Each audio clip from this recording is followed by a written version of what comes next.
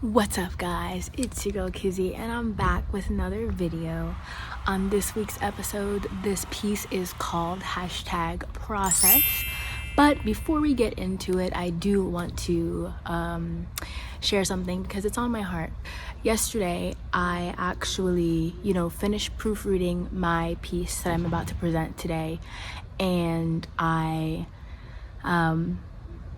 got dressed and even recorded a video for it. But during the process, I felt stressed out and I felt anxious, and I felt like I had to just rush and get it out as far as like just make the video. Like I felt that I had to rush to make the video, and I pushed through and I just did it all. And when I was creating the video, I felt constricted and restricted, but I just pushed through. And after I finished after I finished proofreading it and creating the video, something didn't feel right within me. And I was just like, I don't feel right about the video. I don't feel right about what I just made. And it's not that the video wasn't good or that I did bad. It's just that the energy that I was carrying when I created the video was not loving. I feel like looking back on what I was experiencing and trying to figure out what I was experiencing, I realized that I was feeling a lot of lack and scarcity when I was making that video, and I was feeling rushed because I was trying to overcompensate. And so when you overcompensate, you basically don't feel like you're enough, or you feel like you're lacking something, or something about my work was lacking something, which means essentially you start to kind of perform in a way because you think that you have to be something in order to get something, in order to be seen, in order to be heard. And I realized that I was overcompensating because I feel like I do feel insecure, and I do feel afraid of letting people really see me, and sharing my work and putting myself out there in these ways that are uncomfortable for me. The more I write, the more I'm sharing, the more I'm giving, and the more I'm giving, the more people have to judge or criticize or say something about. And so I just realized that when I was creating the video and going through the process, I was doing it from a place of scarcity and fear of vulnerability and fear of judgment. And so I was restricting myself, and I don't want to do that. So I decided last night that I'm not going to post that video, and I'm actually going to today create and read it in a more grounded, authentic, honest headspace, because it's not that yesterday I wasn't necessarily honest, but I feel like the energy I was carrying was not the energy that I want to lead with. It's not the energy I want to put out, or the energy that I want to express my work in. And so I just feel like today I thought, and I shared it last night on my TikTok, but today I thought, why not just share what I was experiencing and what happened? Because I know there's so many people that may relate to that feeling of feeling like you have to rush, and feeling like you're inadequate, and feeling like you have to overcompensate, and feeling like you are not enough, or your work is not enough. But it's not that. It's just sort of this programming that we have, because I actually like the piece that I'm going to read, and I like what I did with it. And I recognize that it is my past, and I recognize that I've grown from it. And so it's not that I feel a type of way about me or my work. It's just that I started restricting myself because I am afraid of that vulnerability, and I wanted to come off as perfect, or come off as more protective of who I am, or more just closed off. And I don't even know if I necessarily appeared that way in the video, but I felt that way. And so that comes from this idea of we have to be perfect, and in being perfect you can't make mistakes, and you have to kind of make sure everything is linear, and everything is directed one way, and everything is a certain way. And so you know, me pushing through and me just trying to get out the content and me just and not get it out to you, but just get it out as far as finish the video, was a way of me trying to be perfect, and me trying to not be vulnerable, and me trying to sort of block off my energy in certain ways. And like I said, I don't want to do that. I want to share who I am, and I want to welcome myself to be more vulnerable, and I want to allow myself to be who I am and share who I am, and not feel like I can't be that because of this idea of perfectionism, and like, oh well, like if you post this, then like people are gonna see you. If you share this, then people are gonna have this to say. And it's like, yeah, you know, people are gonna judge you. They are gonna have something to say. They are gonna critique you, especially when you're in the public eye. It's just what comes with the territory with anybody. And so it's not like I can stop that from happening. It's going to happen, but it doesn't mean that who I am is wrong, or there's something wrong with my work, or I'm not enough, or that I am inadequate. It just means that we've quite literally been trained to believe in perfectionism and feel like we have to overcompensate for our inadequacy of being afraid of being who we are. But I don't have to overcompensate by protecting myself or putting this sort of blocker and restriction on myself and what I say and what I do just to appease a certain somebody, or appease a crowd, or appease certain people to not have judgments about me. If people are gonna have judgments about you, they're gonna have judgments about you. If people are gonna have judgments about me, they're gonna have judgments about me. So that's where I was at. I'm wiping my face because it's hella hot, but anyway, that's what happened yesterday.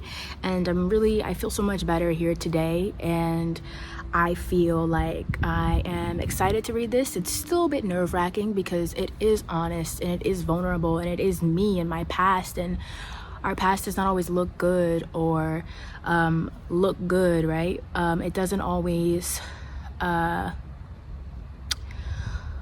translate well, because, you know, the past is where you make your mistakes and where you learn and you go through things that you're not necessarily proud of, I want to say.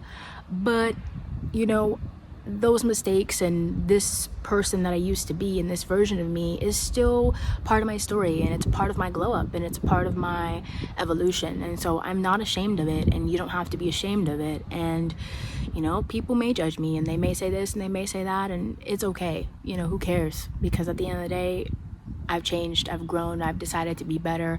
I'm still actively trying to be better. I'm still actively healing. I'm still actively growing, as we all are, right? And so this idea that I have to be perfect and I have to have this sort of guard up is just an illusion, right? It's just an illusion that I was quite literally creating.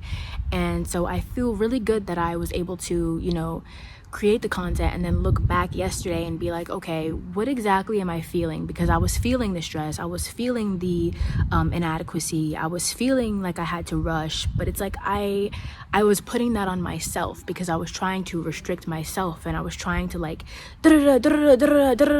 because I thought that if I could control it, if I could be a certain way, if I could just do it, then it would mean that like, okay, it's out there and people have it, but not necessarily putting it out because like I enjoyed it or I liked it. And I don't want to put content out on that. I don't want to put content out like that. But anyways, I probably just rambled in like the same type of circle. Let's get into the piece. Today's piece is titled #process. Let's get into it. Oh, my computer is extremely hot.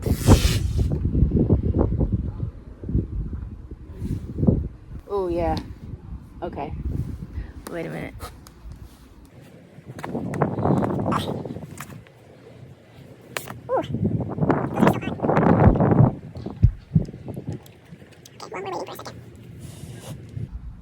But yeah, man. I want to be me, you know, and I don't want to put lack and scarcity out into the world, even though I feel like in the video nobody would have been able to tell, but I can tell, you know, like I know what I was experiencing, and I'm not interested in that. Like I want to put out work that's really authentic and real and genuine and grounded for me. So that feels good too, you know, feels good. I feel like falling in love. I'm in the mood to get something. Tonight I'm but I'm feeling drinking my good.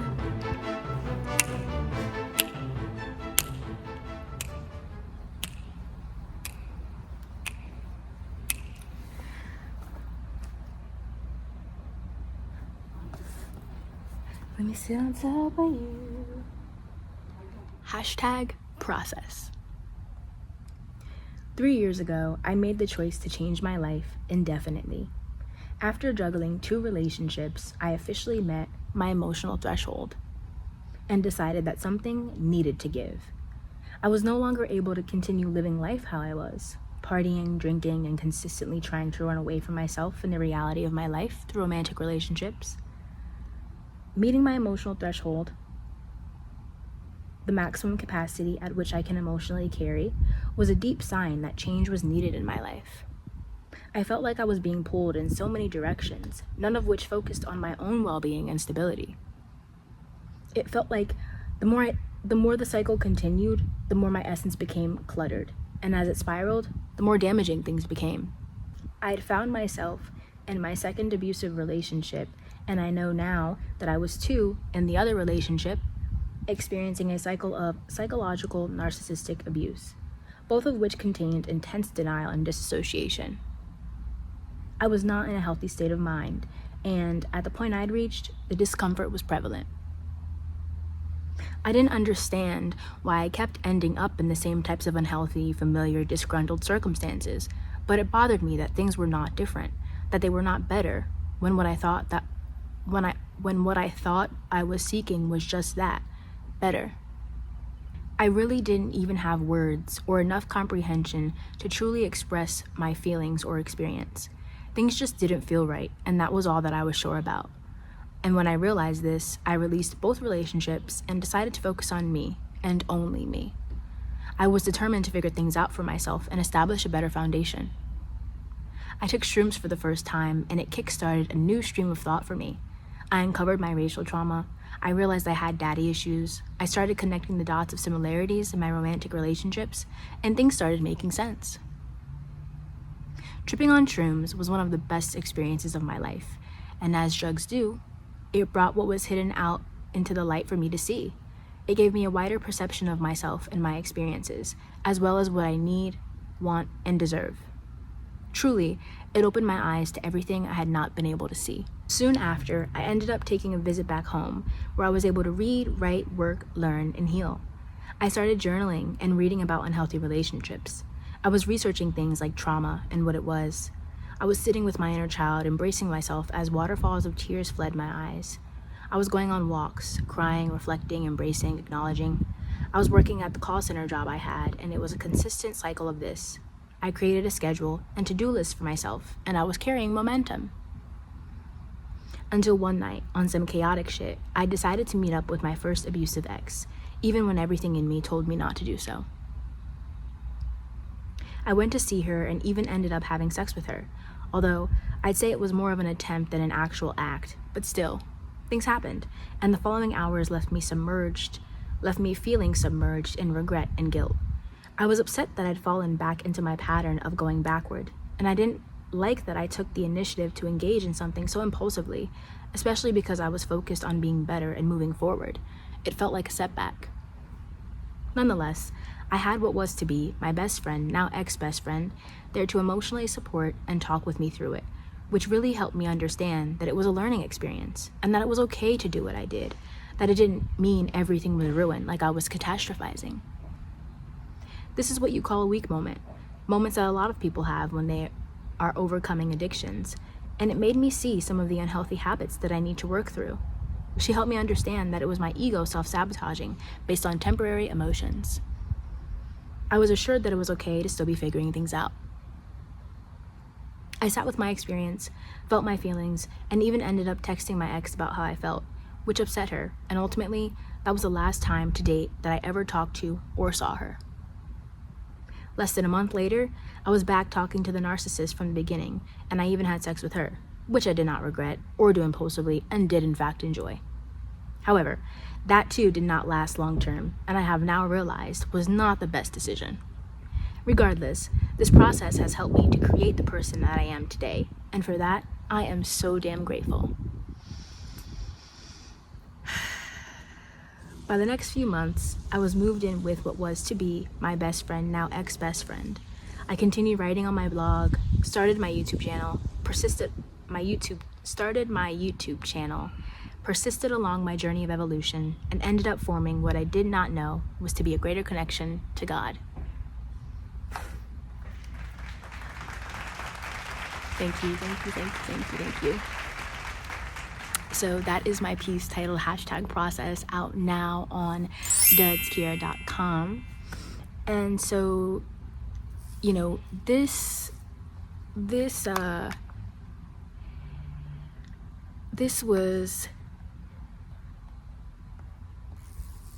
began for me in 2020. So, you know, in 2020, things obviously got shut down, which made a lot of people have to go inward. And I had stopped drinking and partying as much because, you know, the pandemic, and you couldn't go out, and you kind of had to be in. And so that was like something that really kind of catapulted me into myself and into my journey, because there was really nothing else to do. You couldn't really escape to partying. You couldn't really escape to drinking. And at this time, I had already kind of been lessening my partying and drinking, but nonetheless, it was still definitely like a factor to me getting in the relationships, to me trying to escape myself and trying to not really deal with the reality of what was going on in my life. And so, you know, change involves a series of choices, and it's layers. You know, it's going to happen in layers, and there are choices within the layers of the process, right? And so I titled this The Process because I think it just goes to show the process is not linear, and that things are a process. You know, I had to learn by going back and, you know, putting myself in the same familiar, comfortable, and healthy situations, and putting myself around people that I knew were not the best for me, to learn and realize and actualize what is good for me, and what I do want, and what I do need, and what I do deserve. And so, you know, you may say, like I said, you know, that I left the relationships, but then I ended up going backward to them, even after I saw my first abusive ex. Like, you would think that after I saw my abusive ex and I didn't like it, or I regretted it, I would have not done it again. But I actually ended up, like I say, going back to Tally and then hanging out with the narcissist. I self-sabotaged because I had that momentum, right? When we're so used to being one way, we tend to sabotage because we subconsciously feel like we don't deserve better, or that we can't have better, or that we're incapable of finding better or being better. And so it's through that process of self-sabotage that you understand that you are self-sabotaging, and you understand that you feel like you are not feeling worthy or deserving of a better relationship, of a better partner, of better thoughts, of a better way of being, and you then do something that is destructive to the very thing that you are trying to escape because it's comfortable, right? Self-sabotage makes you comfortable, and it doesn't force you really to be out of your comfort zone. And that's really what I was experiencing when I went back to my first abusive ex. Like I didn't feel, it's like almost like I wasn't really ready, you know? Like I wanted to be better, but I wasn't truly ready and aligned with that. And so as I kept going, obviously I have learned and realized through that process of going backward that there are certain things that I do want and don't want, and do deserve and don't deserve, and I'm worthy of, you know?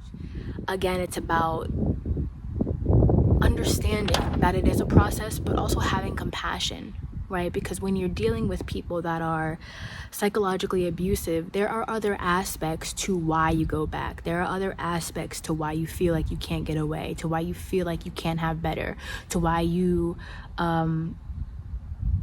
think that going back or holding out hope or, you know, sort of detaching from things will change things. I went back to my first abusive ex, and that did not feel good at all. And I really regretted it, and I felt a lot. But then for me to go and hang out with the narcissist, it's like, damn girl, do you not learn? And it's like, I didn't learn, you know, but at the same time I did. But it's like, again, you have to understand the psychological workings and understand like the compassion that you need to have for yourself versus like judging me and being like, oh, like you said you weren't gonna go back, but then you went back, like, oh, it doesn't matter in the grand scheme, because it's just all a part of the process, and that's what happens in the process. I really had, once I met my emotional threshold after leaving both of these relationships, I really did commit to wanting to be better and wanting to move forward and wanting to heal, you know, and grow and learn. But what you don't recognize all the time is that, yes, you're going to have a goal, but it doesn't mean there's not going to be distractions along the way. It doesn't mean that things and shit is not going to happen along the way, because it is. And you can't really control that, right? I mean, you can, but like, you also can't, right? Like, we have to make mistakes, we have to take detours, we have to have these setbacks in order to grow into who we are. And so like the person I sit here today as has actually like left all of those people behind. Like I've released them, and they're in my past now. And that's because after going backward, I realized and I've learned that it's not worth it, right? And I've learned what I actually want, and that it's important to, you know, show up for myself and really stick to my word. When we're dealing with addictions, like habits that we have, like of going backward, that's what happens, you know. You have weak moments where you do relapse and you do experience things that you told yourself you would not experience, or you thought that you kind of said you were done with. But you're not always done when you say you're done. You're done when you decide that you're done, you know. And that's deciding through action and word, through that alignment. And so that's why this piece is titled #process, because it is a process, and you're going to have setbacks, and you're not going to be perfect, and you're going to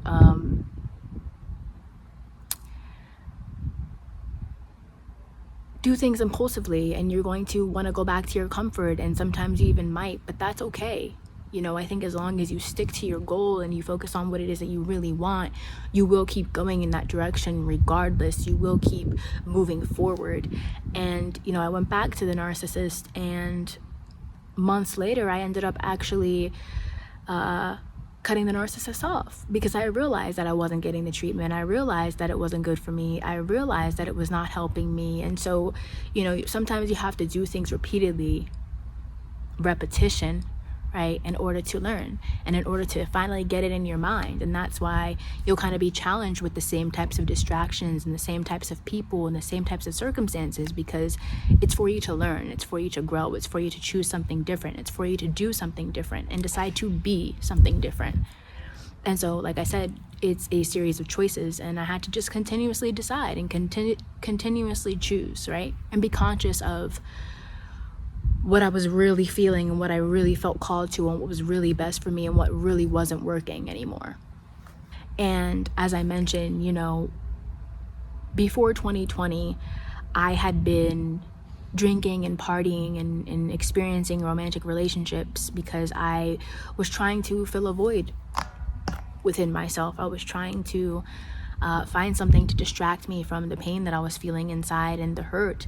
And, you know, when you're partying, you're not thinking about that because you're having a good time, you're drinking, you're around other people, right? And when you're in romantic relationships, you don't have to really think about it either, because you have somebody there to kind of fill that void for you.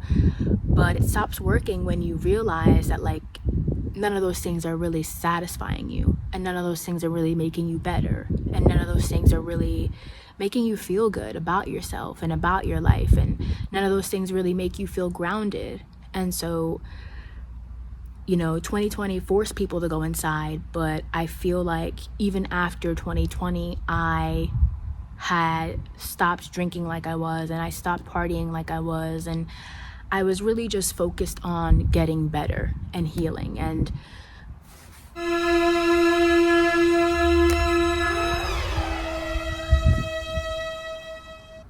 I'm about to fucking swat.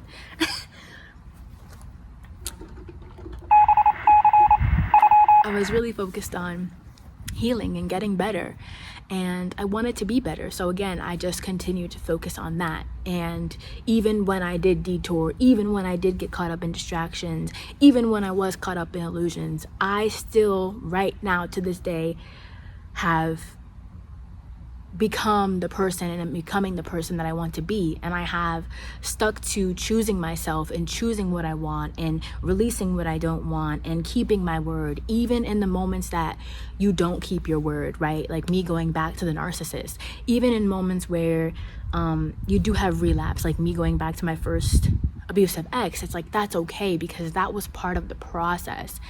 And I think it's important to have compassion for myself, but also yourself, right? When you have setbacks or distractions, or you get caught up in things even though you had a specific goal, it's like that goal is not lost, right? That goal is still there. You just thought that it was going to be like this because you wanted to be perfect, you wanted to get there as fast as you could, right? But it takes time, and it really is a process, and it really is something that you just have to learn through. I knew I met my emotional threshold when everything in me was just like, we can't do this anymore.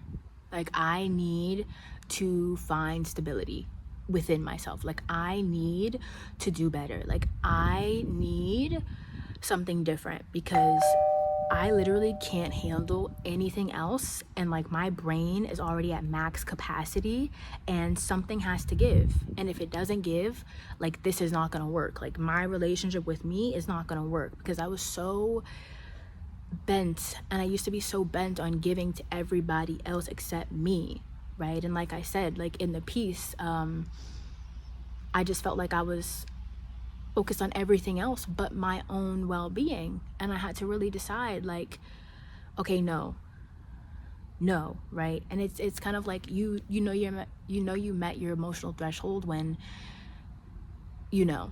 like, you just know. It's a feeling. Like, you know you can't go on like this. You know you can't stay moving how you are, because it's just not beneficial and it's not working anymore, right? And you outgrow those things, right? Your foundation matters. The foundation that I have within myself matters, and I've had to create that and build that up over time through my missteps, and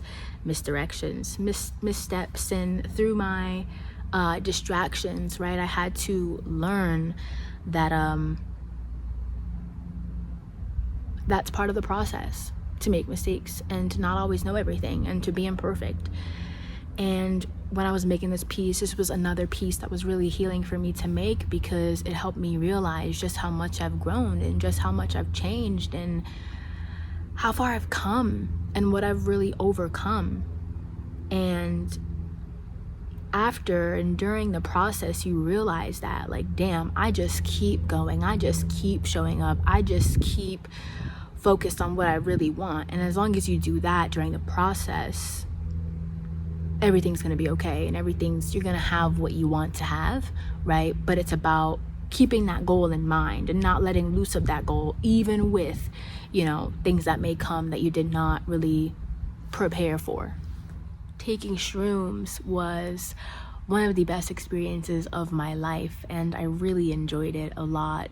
And it made me realize, like I say, my trauma and things that I didn't see, and made me see things clearer. And it really, like I said, created a new stream of thought for me, and I think it's part of what changed my life, honestly. I do feel like drugs do help people to have these awakenings, right? And understand and realize and actualize who they are and where they are, and like the bigger picture of things in their life. And that's exactly what it did for me.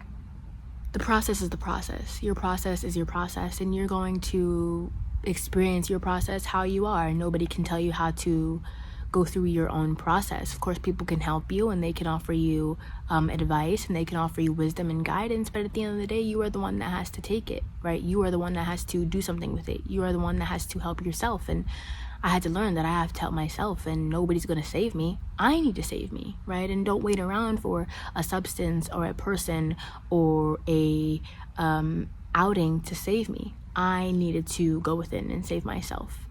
It's like, it's not until you reach a continuous capacity or reach a continuous point in your life. Like, you keep meeting the same things, right? And repetition is really what teaches you. And so it's not until you keep doing that that you realize, like, okay, this keeps happening even after I'm already setting this precedent. What is going on? And then you start realizing, oh, well, it's because I'm not making this choice or that choice, or I'm abiding to and committing to the same types of things, even though I'm trying to commit to this. It's like, you really do have to decide, right? You have to decide on one thing that you want. You can't want to be better, but then also commit to things that are not helping you be better, you know? I've come far, and the person I used to be is somebody that was really hurting and was really suffering, and my heart goes out to that person because I know what she wanted and still wants is just love, and it's just peace, and it's just a better life. And I'm going to find that for myself, and I'm going to find that for her, and I am finding it, you know, I'm finding it. And it's a process, but it's making me who I am, and it's made me who I am. And I'm really grateful for that again. I'm gonna sit in this moment with you guys. Let me just sit in this moment of like, this is real, this is happening, like, I'm changing, I've changed, my life has changed.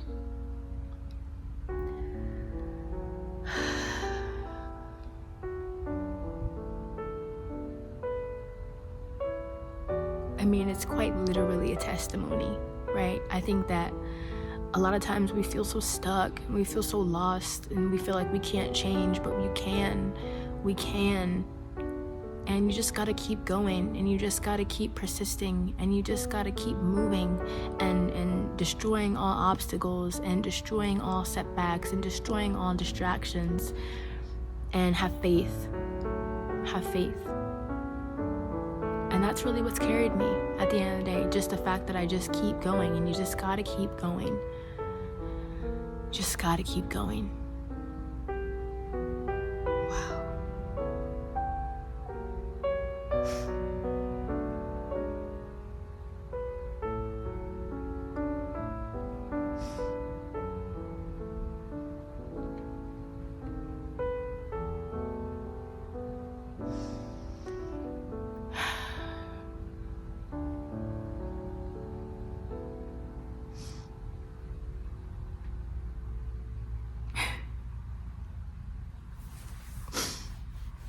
I've really changed, and my life has really changed, and